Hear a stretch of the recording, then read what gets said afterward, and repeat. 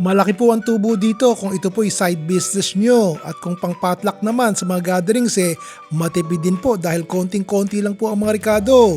Tulad po nitong 2 lata ng coconut milk. Ang gamit ko po ay isang non-stick na kawali or wok and using medium heat, i-reduce lang po natin to hanggang magmantika.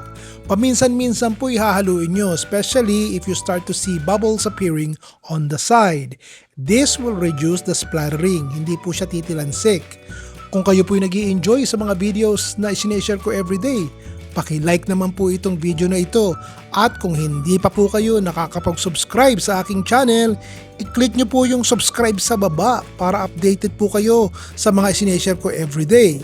Salamat po! I cooked this for 40 minutes and now that you see the oil has separated, you can turn off the heat and transfer the latik in a small bowl. We will use this later for toppings.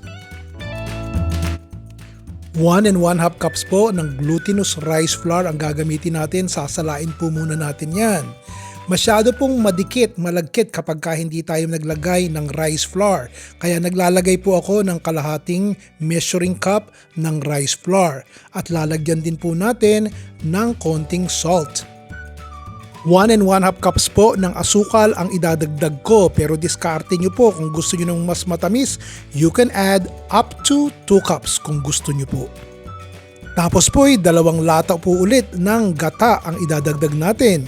Haluin po muna nating maigi yan para matunaw po yung harina sa ating coconut milk.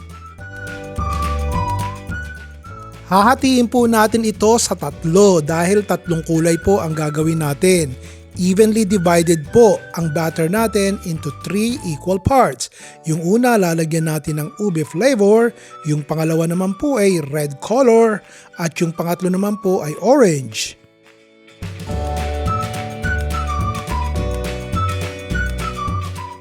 Square pan po ang ginamit ko na may lapad na 8x8 inches at may kapal na 2 inches.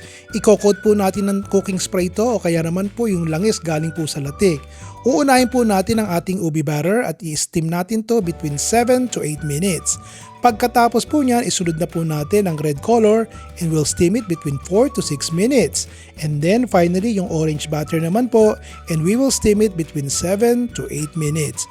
And then cool it down completely bago nyo po lagyan ng latik sa ibabaw yung surface. Pagkatapos po, lagyan nyo rin po yung pinggang pagseservan nyo ng latik para hindi po manikit pag binaliktad nyo. And finally, lagyan nyo po syempre yung surface, yung taas, yung ubi flavor ng more latik sa ibabaw. And then you can slice it any way you want. Di po ba? Napakadali, konti lang ang ricado at hindi masyadong matrabaho. Suko ako sa sarap, kaya kahit sa bahay po nagluluto ako nito. Hanggang sa muli, Ron Bilaro po.